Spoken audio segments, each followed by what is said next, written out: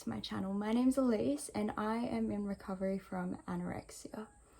So today I thought I'd do something a little bit different and just have like a little sit down chat. One of the things I wanted to talk about was actually around the thoughts you have with an eating disorder, and I've actually written a lot of them down because there are a lot of thoughts and a lot of them aren't rational. Pretty much all of them aren't rational. But what I wanted to talk about, why I wanted to talk about these is because they're not rational and we all think them. I don't want anyone to ever feel like they're alone during this process.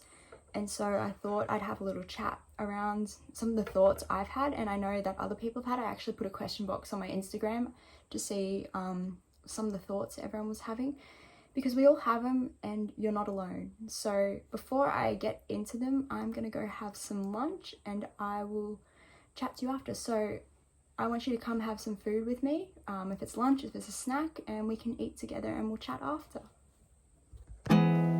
There's not much to do when all I can is thinking about you.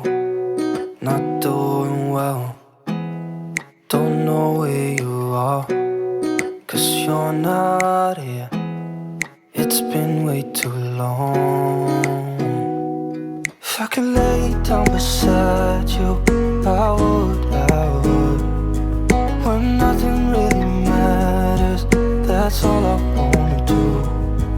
I hope that you are safe and that I will see you soon. If I could lay down beside you, I would. I would.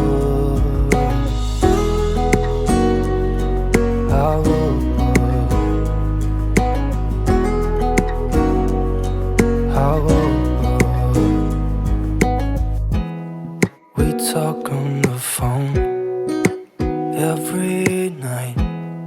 Love to hear your voice. Not sleeping well, and I know that you're right, but you should know it. You've been gone for way too long now.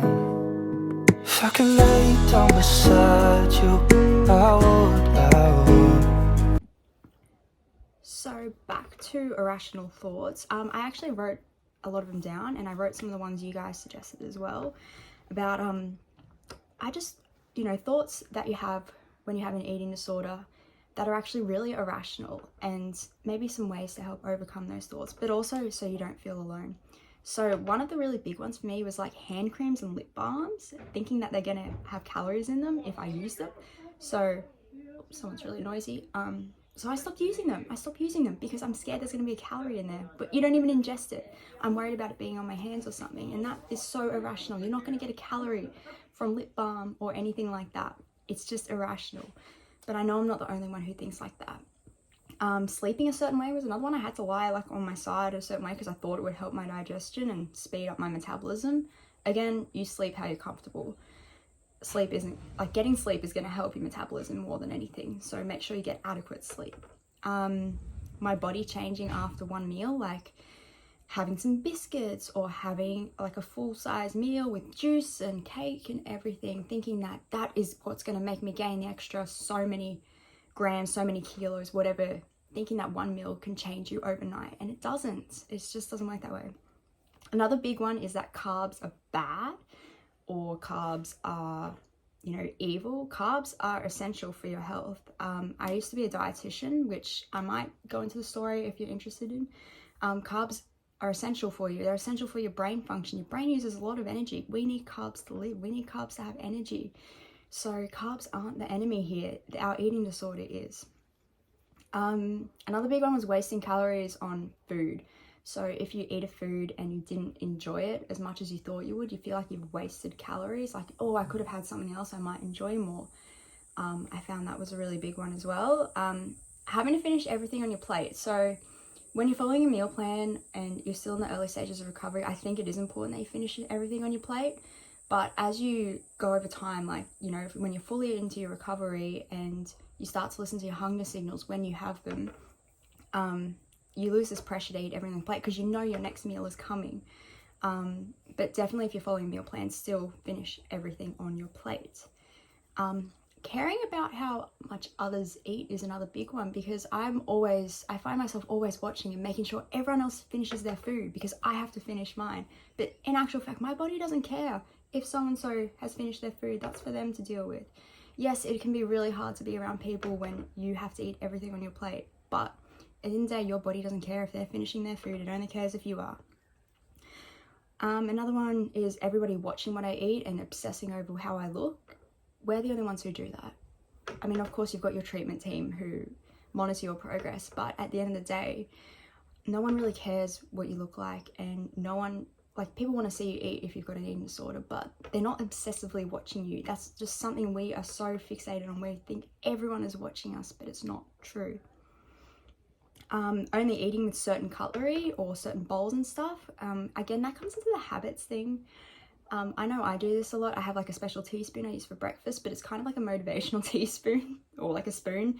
And same with my bowl. It's a special pottery bowl that I love eating out of. But I know that like eating foods in certain orders as well can be quite disordered. So anything you can do to break these habits can be really important from breaking free from your eating disorder. So even just mixing up the order you consume your food in, that can be a huge one as well. Probably one of the biggest ones is you're not ever sick enough. So honestly, it doesn't matter how low you go or how long you've suffered, you never feel sick enough. You're always going to feel like somebody else has it worse. And we can't compare eating disorders. It's not fair on anyone. You can't compare severity. You can't judge severity based on how someone looks or how someone acts. And you know, this also ties into because we eat, we don't have it that bad. That is so wrong. It is a mental illness, not a physical one. If we didn't eat, we wouldn't be alive. Obviously, people with eating disorders still eat because they're still alive. It's just the amounts, but that does not determine severity of disease. And your eating disorder will never, ever let you feel sick enough. So you've got to validate yourself and just be like, I am sick, I have an eating disorder, and I'm going to recover. I'm going to work on recovery. Another one is you're not able to handle all the feelings. You believe you can't handle the panic or the guilt. And I know this is really common. I feel so guilty for eating food, and I had some Oreos before for the first time, and the guilt is just like eating me up. But the truth is that feelings aren't facts. We can sit with these hard feelings. We can get through with these feelings. You've done it before, you've done it again. I know how hard it is, and I know it's okay to cry, it's okay to be angry as well. Let the feelings out, but just don't stop doing the work, because it just gets harder. You've got to do it all over again, which is why it's so important to keep going as hard as it is. And like, yeah, so what if you cry your way through a meal? You're getting through it. That's what matters. And you can live with the feelings because they're not going to get any worse. Distress is distress. It feels bad no matter where you sit on the scale or no matter what you eat. So keep going. Another one I found for myself is that feeling full or bloated is wrong. I've always hated feeling full. I feel uncomfortable, like I've done something wrong, like I've got something to be ashamed of. And this isn't the fact. We're meant to feel full. That's how hunger signals and satiety signals work.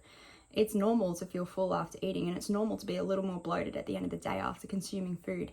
Everybody's body does it. It doesn't matter who you are. Of course, if there's big bloating issues, like you're getting really bad bloat for extended periods of time, go see your doctor to talk about it.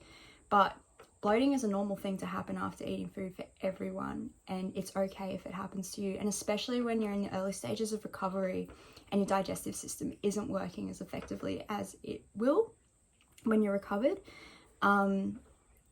you can experience a lot of bloat and discomfort. So get that heat pack on and just remember that this is normal. Bodies change. It doesn't change anything. It's not weight gain. It's just bloating. It's just your digestive system working, which is what we actually want to happen. And probably another one is water causes weight gain. So you might have heard about water weight gaining at the start of recovery. And this does happen. When you start to rehydrate, you might put a little bit more on at the start, and that is completely okay. It's just your body rehydrating. So we need water to live. Water is so important. Water doesn't even have calories. We should not be scared of water. I know that I forget to drink water a lot at the moment, but it's definitely one of those things that you need to keep doing. Keep on top of your hydration as well. And the last one, which is a really big one that I find, is if I stop moving, I will gain weight. So I have a really bad compulsive movement of like non-exercise movement problem where I'm like always shaking my leg, and I'm trying to stop this. I'm working so hard to stop because it is so annoying to do all the time. But you know, it's not going to make a difference. That little leg jiggling that you're doing, yeah, sometimes it's anxiety, but it's not going to make you burn anything more exciting than when you're just sitting around. So get on top of that. So always seek help. Talk to someone about these thoughts as well who can help you rationalize them. Your therapist, a good friend, a trusted friend, a family member, someone you can talk to. I like to voice my irrational thoughts because then someone else can help me like use logic to counter them. And just remember that you're not alone with these thoughts. You know, you feel like you're crazy because you're scared of lip balm or something, you're scared to stop moving, but we all feel like that. Eating disorders, you know, they do affect everyone differently, but it's the same disease deep down. So I hope this has helped. Yeah, just you're not alone, and I do hope this has really helped you feel less alone in this process and helped you overcome some of these irrational thoughts. So that's all for today. I am probably just gonna go for a swim in the pool and just sit with the discomfort of eating food I don't normally eat, but it's okay because feelings aren't facts and we can get through this. So I will see you next time. Don't forget to like and subscribe and let me know what you want to see. Let me know if you like these kind of chats or what else you want to see, and leave a comment below if you have any thoughts you just want to bounce some logic off. Just don't ever give up. So I will see you next time. There's not much to do when all I